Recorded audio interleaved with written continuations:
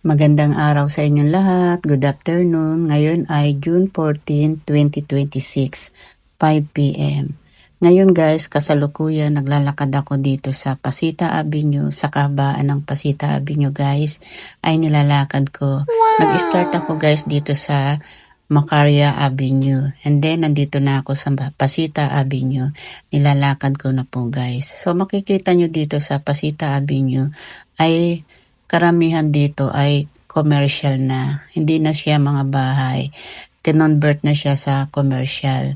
So, karamihan dito guys, yung iba ay hindi na yung original na may-ari. Karamihan dito ay benenta na sa mga gusto mag-business. So, nagtayo sila dito ng mga business. Iba't ibang mga business dito guys. Karamihan dito guys, mga parlor, mga grocery, malilit na grocery, mga kainan. Napakarami guys ditong mga parlor. Kasi karamihan dito sa Pasita guys, mahilig magpaganda. Kaya guys, sagana dito sa parlor. Meron dito mga pawn shop, may mga money exchange, ganun katulad ng Cebuana. Guys, pasensya na ha kung medyo nauutal-utal ako. Ngayon guys, ito salon. Napakalaki ng salon na yan guys. Marami yung branch dito sa Pasita. Tapos guys, nandito na tayo. Naglalakad pa rin ako. Hindi na ako guys gumamit ng e-bike. Nilakad ko na lang ito. Total, kaya ko naman. Sanay naman ako maglakad guys. Kaya lang, medyo mainit pa. Kaya kahit hapon na, medyo mainit pa. So guys, ito malapit na tayo makarating nandito na tayo guys sa 6th Street. So ito patuloy tayo naglalakad guys. At ako'y medyo naiinitan na. Pero sige lang guys, lakad pa rin ako. So ito malapit na tayo dito sa 6th Street pa rin pala ito. Yung nadaanan natin ay 7 pala yun. So, nandito na tayo sa 6th Street. So, guys, tuloy-tuloy pa rin tayo. Ito, nandito na tayo sa 7th Street. So, malapit-lapit na tayo papunta sa Pasita Centro. Guys, doon sa Pasita Centro, makikita natin doon yung Robinson Supermarket, Mercury, tapos meron doon mga Pandayan, meron doon Abenson, meron din doon kainan, nandun din yung Rizal Supermarket. So maganda rin ang tambayan dyan kasi paghapon doon sa kabilang tapat nitong Pasita Centro ay meron doon parking lot at sa umaga ginagawa yun na na mga nagsusumba, nagwo-walking. So masaya guys kapag umaga mga alas 6, ang daming tao doon guys naglalakad sa kabila.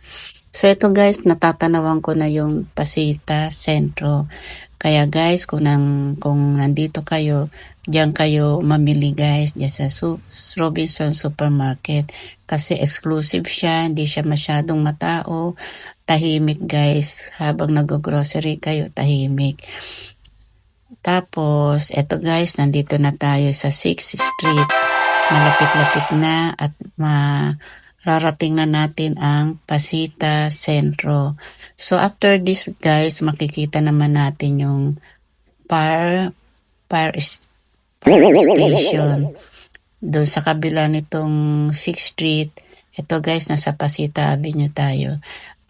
Pagkatapos nitong 6th Street, nandito naman tayo sa 5th Street. Sa 5th Street guys, doon natin makikita yung fire station. Maraming mga nakatambay dyan. Kaya pagka mga nakatambay na mga truck na para sa pagka may mga sunog guys, mabilis silang maka-responde. So, mabilis sila guys. Napakagaling na mga staff dyan. Mabilis silang kumilos kapag mayroong mga nangyayaring sunog dito. Ngayon guys, dyan sa tapat na yan, yung papasok na dyan, Nandyan ang Pasita Astrodome, tsaka Rosario Catholic Church. So ito guys, mga truck ng truck ng Tapos guys, dito sa tapat, yan. Tapos dito sa tapat, yan, merong mga bilihan. Dito sa tapat na yan, merong mga bilihan ng ng mga kakanin, minsan mga bibingka, yan. Lalo na kung malapit na magpasko, tsaka New Year, ang dami dyan mga binibentang mga kakanin. So ito guys, nandito na tayo sa 5th Street. Yan, papasok na yan, 5th Street yan. Papunta yan sa Noel Homes, papunta sa dulo niyan, papunta rin ng Macaria Avenue. So dito guys, malapit na tayo dito. Dito ako maglalakad sa tabi. Ito, nilalakad ko to guys dito sa may damuhan. Tapos gayan, matatanawan nyo na yan. Malapit na tayo sa Pasita Centro. So ito guys, meron din dyan parlor, meron dyan mga bilihan ng pagkain ng mga cat, mga dog, dyan sa tapat na yan. Tapos dito sa kabila nitong 5th Street na ito guys, nandyan naman ang hindi 5th Street to 4th Street na yata. Tapos sa kabila guys, nandun naman yung bayaran ng tubig. Doon ako nagbabayad ng tubig dito sa Labeda. Kasi guys, yung tubig dito, buong Pasita, ang nag-ooperate dito ay Labeda.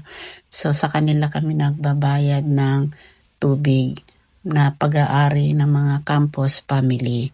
So ito guys, nandito na tayo sa Pasita Centro. So kaya sinabing Pasita Centro kasi nandyan lahat ng mga gusto nyong bilhin. Nandyan ang Mercury, nandyan ang grocery, nandyan ang mga school supplies, nandyan yung mga sa Abenson, nandyan yung mga kailangan sa bahay, mga electrical. Yan. Kompleto dyan guys. Tapos dito binabaybay ko na hanggang papunta sa labasan. Ayan. Mahaba ang Pasita Avenue guys. Sabi ko nga mula ito sa 18th Street hanggang dito sa 1st Street. Ayan, hanggang dyan sa may Arco. Yan ang Pasita Avenue. Mag-i-start dyan sa Arco na yan. So ito na nga guys, nasa 2nd Street na tayo. Ay, sorry guys, ang pagbabayad ko pala ng tubig dito pala sa 1st Street. Diyan, kakanan ako dyan sa 1st Street. Diyan ako nagbabayad ng tubig. Labeda. So itong kanto na yan guys, yan ay 7-Eleven. So diyan ako dumadaan, tapos kakanan na ako para magbayad ng tubig. So paglabas sa Arkong na yan, commercial pa rin yan. Pasita commercial yan. Diyan naman matatagpuan ng Pure Gold, ang Westlake Hospital, Rizal, Palengke, Chowking, Burger King. Wow! Diyan guys. Shakey's. Yan. So, nandito guys, mag-i-start naman ako dito sa entrance. Sabi ko nga, dito magsisimula ang Pasita Avenue. Ayan guys, pag pumasok na tayo dyan, Pasita Avenue na yan. Mahaba yan hanggang 18th Street. It's alright, my dear. I am standing here, pillow soft and deep, while the rain begins to weep. Take your time, my dear. Let go of the fear. You are more than what you've been. Let the Ngayon naman guys, naglalakad ako dito sa Pasita, Robinson Supermarket. Medyo naka-elevate ito guys, tinaasan, kaya umakyat pa ako ng ilang step na hagdan Kaya tinaasan itong lugar na ito guys kasi laging nagbabaha dito guys pag sobrang lakas ng ulan. Laging nagbabaha dito sa labasan. Kaya bago itinayo itong Robinson tsaka itong Mercury, tinambakan ito guys para tumaas.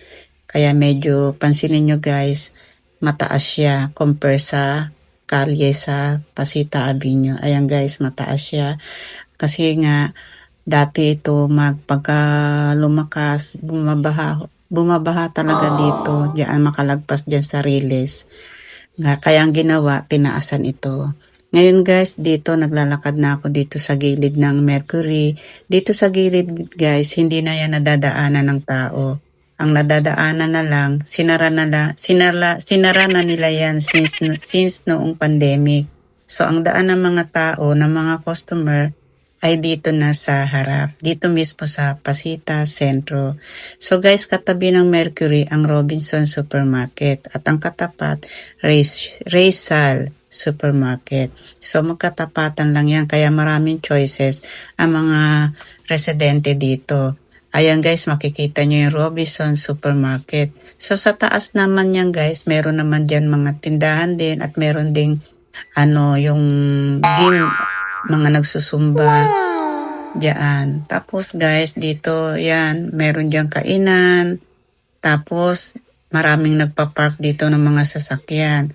Tapos dyan sa tapat naman yan, meron dyan Abenson, meron Pandayan School Supplies. Diyan guys, marami ditong mga establishment na meron ditong mga clinic, yung mga nagda-dialysis dito guys.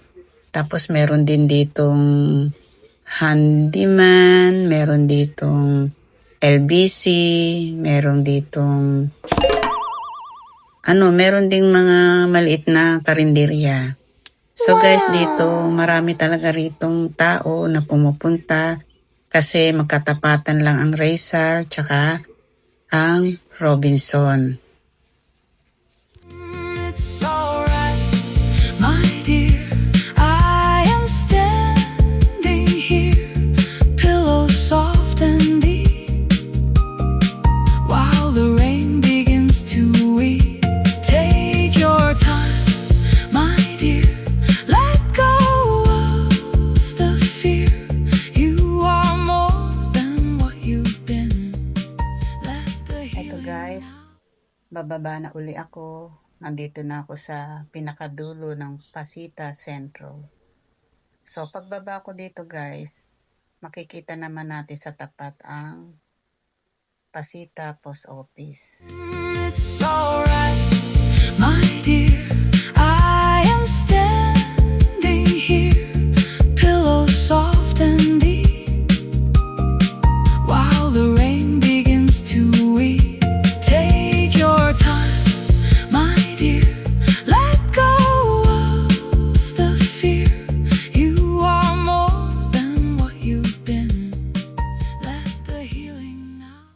Nandito pa rin ako guys sa labas. Ngayon patawid na ako, papunta na ako sa kabila ng Pasita Centro. So ito guys, tinambakan din ito. So maraming talagang tambak ang ginawa rito. Dahil nga nagbabaha nga dyan. Sa kabila kasi nito guys ay Riles.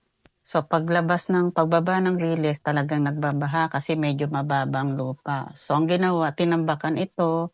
Tsaka tinambakan din ang pinagkatayuan ng Pasita Centro. So makikita nyo guys, medyo mataas ito, naka-elevate. So doon sa bahay na yan guys, yan ay mga residente. Hindi yan commercial. Pero yung baba niyan guys, ginawa na rin commercial. So ito guys, itong pwestong ito, marami dito nagsusumba sa umaga. Naglalabasan yung mga ibang mga residente. My dear,